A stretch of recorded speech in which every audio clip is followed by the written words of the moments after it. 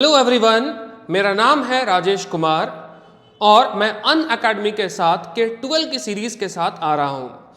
K12 यानी class 11 और 12 में मैं पढ़ाने वाला हूँ अकाउंटेंसी। हम अकाउंटेंसी की शुरुआत करें उससे पहले मैं अपना इंट्रोडक्शन आपको देना चाहता हूँ। जी हाँ, मेरा नाम है राजेश कुमार। मेरा क्वालिफिकेशन है MBA। मैंने MBA किया है फिनेंस में जयपुर नेशनल यूनिवर्सिटी से। इसके साथ ही साथ मैंने MCOM किया है इग्नू से। मैंने B.Ed भी किया है BBMKU धनबाद झारखंड से और 10+ इयर्स ऑफ टीचिंग एक्सपीरियंस भी मुझे है। लगभग 10 वर्षों से अधिक मैं +2 के बच्चों और +2 से ऊपर के स्टूडेंट्स को मैं पढ़ा रहा हूँ। इन 10 वर्षों में मेरे पास लगभग 3 वर्षों से अधिक का अनुभव और एक्सपीरियंस रहा है ऑनलाइन प्लेटफॉर्म में पढ़ाने का। अगर मैं बात करूं अपने एक्सपीरियंस की तो डिग्री के साथ साथ मैंने अपना एक्सपीरियंस अगर शेयर करूं तो 10+2 स्कूल में एज अ PGT अकाउंटेंसी मैंने पढ़ाया है 5 वर्षों से अधिक समय तक।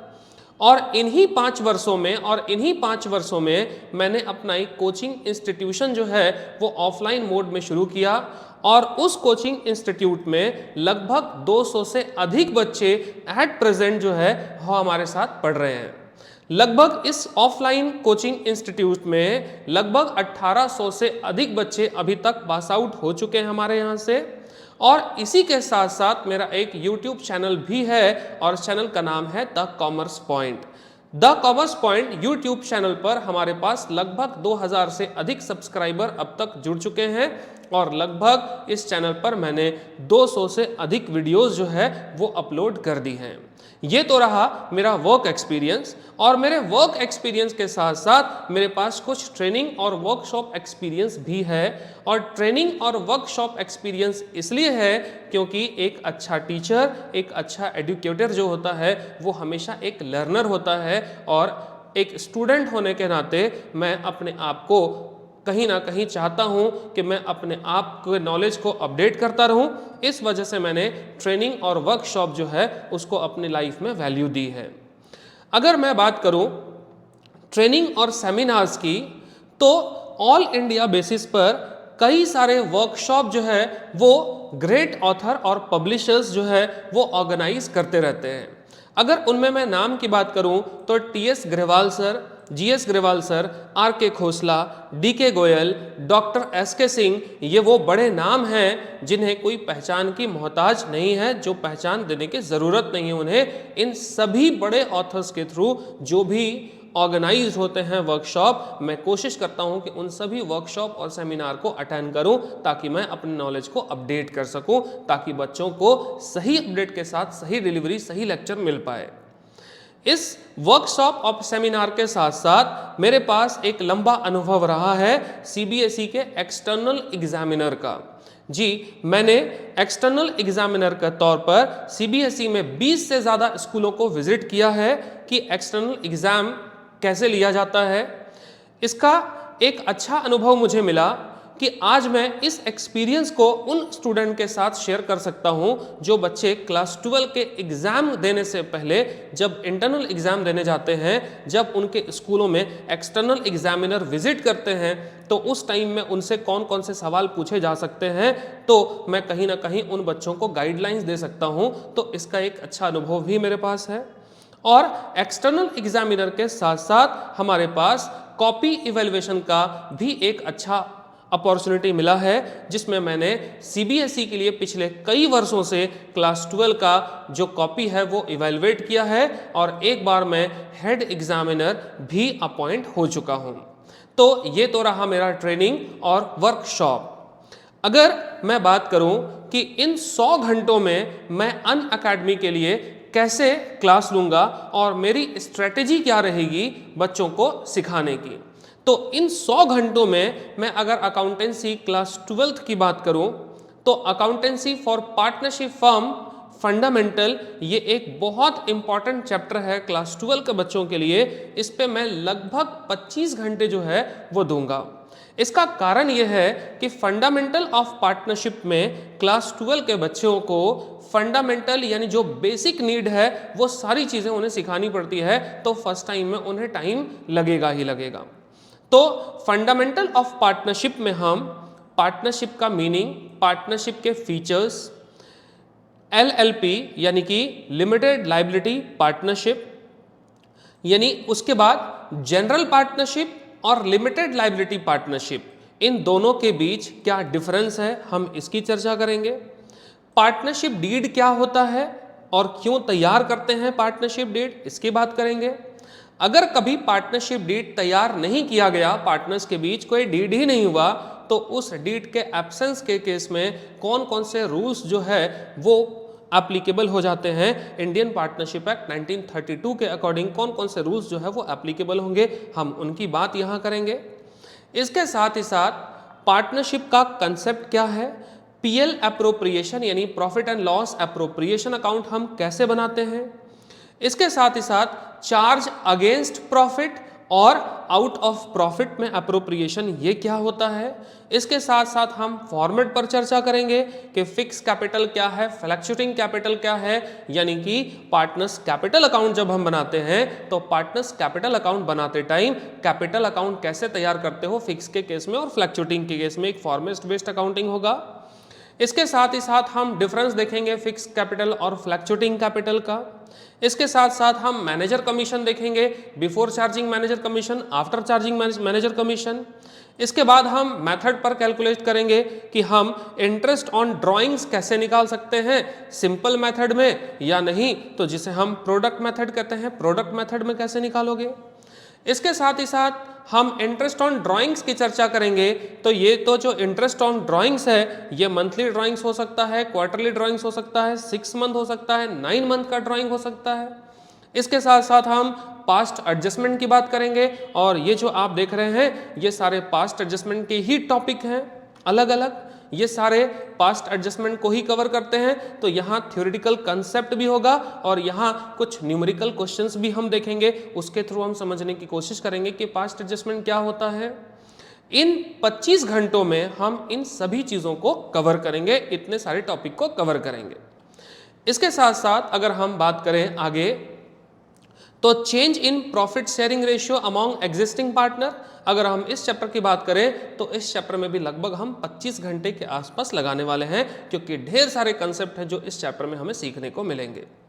रिकॉन्स्टिट्यूशन ऑफ पार्टनरशिप फॉर्म, इसमें हम पढ़ेंगे adjustment required at the time of change in profit sharing ratio, यानी जब भी पार्टनर किसी फॉर्म में एडमिट होता है तो उस टाइम में जब रेशियो चेंज होगा तो उसमें कौन कौन से एडजस्टमेंट किए जाते हैं। इसके साथ हम सैक्रिफाइसिंग रेशियो और गेनिंग रेशियो कैसे निकाले जाते हैं डिफरेंट केसेस में, वो हम सीखेंगे इसी चैप्टर के अंदर, इसी 25 घंटे के अंदर। गुडविल क्या होता है, गुडविल के टाइप्स क्या होते हैं, गुडविल के क्लासिफिकेशन क्या है ऑन द बेसिस ऑफ, इसमें अलग अलग बेस है, उन सभी बेसिस पे हम चलेंगे। गुडविल का नेचर क्या है, इसके बाद हम सीखेंगे कि गुडविल को कितने अलग अलग मेथड में हम कैलकुलेट कर सकते हैं, यानी एवरेज प्रॉफिट मेथड है। एवरेज प्रॉफिट मेथड में 2 मेथड आपको मिलेगा, एक तो सिंपल एवरेज प्रॉफिट मेथड मिलेगा, दूसरा आपको मिलेगा वेटेड एवरेज प्रॉफिट मेथड। इसके साथ साथ हम सुपर प्रॉफिट मेथड भी देखेंगे, कैपिटलाइजेशन मेथड देखेंगे। तो ये सब हो गए अकाउंटिंग, और इसके बाद जब हम अकाउंटिंग में गुडविल कैलकुलेट करना सीख जाएंगे तो देखेंगे हम कि गुडविल का ट्रीटमेंट कैसे करते हो। एक्यूमुलेटेड रिजर्व और एक्यूमुलेटेड प्रॉफिट एंड लॉस का ट्रीटमेंट देखेंगे। इसके बाद हम देखेंगे वर्कमैन कंपनसेशन रिजर्व, ये बहुत इंपॉर्टेंट रोल प्ले करता है क्लास 12 के बच्चों के लिए। इसके बाद हम देखेंगे इन्वेस्टमेंट फ्लक्चुएशन रिजर्व या इन्वेस्टमेंट फ्लक्चुएशन फंड को हम ट्रीट करेंगे। इसके बाद हम आएंगे इसी 25 घंटे के अंदर हम आएंगे रिवैल्यूएशन अकाउंट हम कैसे तैयार करते हैं, और इसमें हमारा फॉर्मेट होगा रिवैल्यूएशन अकाउंट का। फॉर्मेट के साथ साथ हम जर्नल एंट्री भी पढ़ेंगे और इसके साथ साथ जो न्यूमेरिकल क्वेश्चंस होंगे उस पर भी हम प्रैक्टिस करेंगे इन 25 घंटों के अंदर। तो ये हमारी स्ट्रेटजी होगी क्लास 12th के 2 चैप्टर्स के डिफरेंट टॉपिक के ऊपर कि हम इन 50 घंटों के अंदर हम क्लास 12 को कौन कौन से टॉपिक जो है वो हम कवर करेंगे। क्लास 12 के बाद अगर हम बात करें तो क्लास 11 के टॉपिक की बात करेंगे। तो क्लास 11 में हम 12 घंटे के आसपास लगाएंगे, 12 से 13 घंटे के आसपास लग सकते हैं। जिसमें हम meaning and objective of accounting पढ़ाएंगे। Meaning and objective of accounting के अंदर कि अकाउंटिंग क्या होता है, क्यों करते हो अकाउंटिंग, कैरेक्टरिस्टिक्स ऑफ अकाउंटिंग और ऑब्जेक्ट, फंक्शंस, इसके बाद बुक कीपिंग और अकाउंटिंग के बीच का डिफरेंस क्या होता है और अकाउंटेंसी के बीच का डिफरेंस क्या होता है। इसके साथ ही साथ हम पढ़ेंगे अकाउंटिंग और उसके ब्रांचेज यानी cost accounting, financial accounting, tax accounting, social accounting, ये जो अकाउंटिंग के सारे ब्रांचेज है उस पर हम चर्चा करेंगे। इसके बाद हम सोर्स ऑफ इंफॉर्मेशन पढ़ेंगे अकाउंटिंग का, यूजर्स ऑफ अकाउंटिंग पढ़ेंगे यानी एक्सटर्नल यूजर होते हैं, कुछ इंटरनल यूजर होते हैं, वो पढ़ेंगे हम। इसके बाद अकाउंटिंग का एडवांटेज, अकाउंटिंग का limitation, qualitative characteristic, accounting information, accounting का रोल क्या है, हम इस पर भी बात करेंगे। ये हो गया हमारे 12.5 घंटा यानी 13 घंटे के 13 आवर्स के आसपास का प्लान। अगर हम 13 आवर्स के बात करें तो 12.5 आवर्स मैंने ये डिसाइड किया है कि हम देने वाले हैं बेसिक अकाउंटिंग टर्म के ऊपर।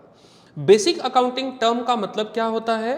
तो बेसिक अकाउंटिंग टर्म का मतलब है कि जब हम क्लास 11 से 12 में आते हैं तो सबसे बड़ी बात यह होती है कि बच्चों को हर एक बेसिक्स समझाना पड़ता है। जैसे इन जनरल टर्म अगर हम कहते हैं डीआर तो बच्चे क्या समझ जाते हैं? डॉक्टर। लेकिन यहाँ पे हमारे इस टर्म का मतलब क्या होता है? डेबिट। तो अब मीनिंगफुल सेंटेंस ही चेंज हो गया। जैसे हम बात करें बीपी, तो जनरल में बीपी का मतलब होता है ब्लड प्रेशर, लेकिन जब हम कॉमर्स में जैसे ही आते हैं तो बीपी का मतलब ब्लड प्रेशर नहीं होता, बिल्स पेबल होता है।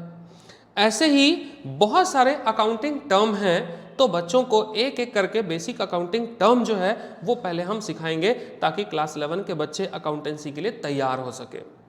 इस वजह से हमने event account, meaning of capital, drawings, liability, है ना, meaning and definition of asset and उसके सारे टाइप्स, असेट के टाइप्स।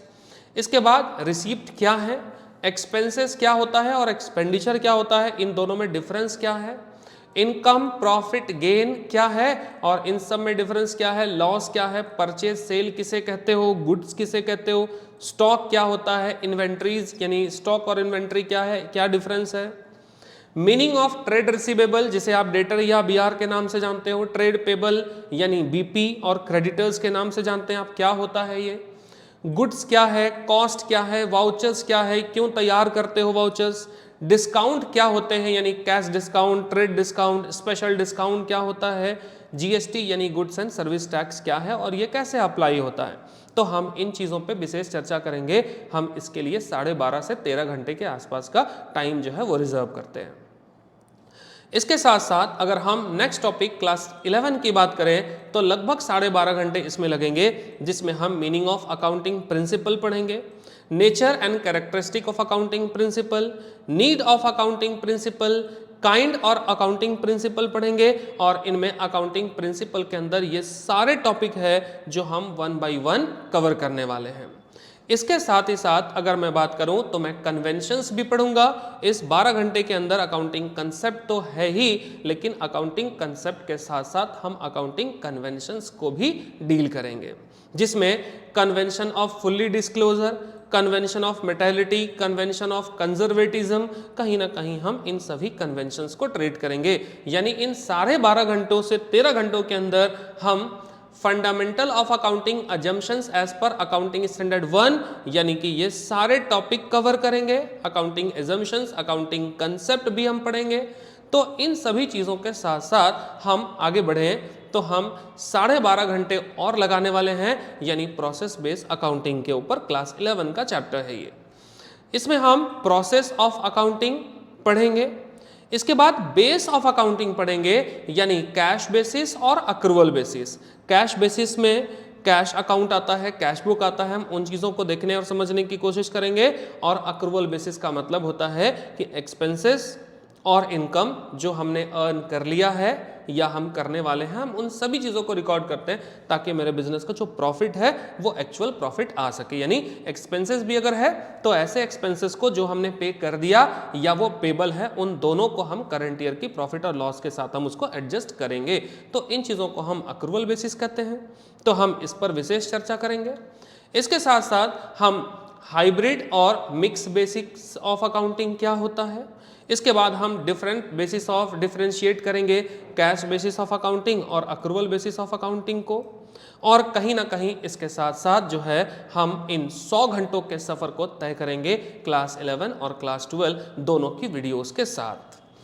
अनअकैडमी ने मुझे एक प्लेटफॉर्म दिया है कुछ बेहतर करने का, मेरे खुद के लिए, अनअकैडमी के लिए भी मैं मेहनत करूंगा और उन सभी स्टूडेंट के लिए जिन्होंने मेरे ऊपर फेथ किया है, और जो लोग मेरे साथ जुड़ेंगे उन सभी स्टूडेंट को मैं अपने तरफ से भरपूर प्रयास करूंगा, अपने तरफ से बेस्ट कोशिश करूंगा देने की, ताकि वो हमारे और अनअकैडमी के इस प्लेटफॉर्म के साथ जुड़ सके और आने वाले भविष्य में कुछ अच्छा कर पाएँ, कुछ बेहतर कर पाएँ, अपना रिजल्ट अच्छा कर पाएँ। Thank you.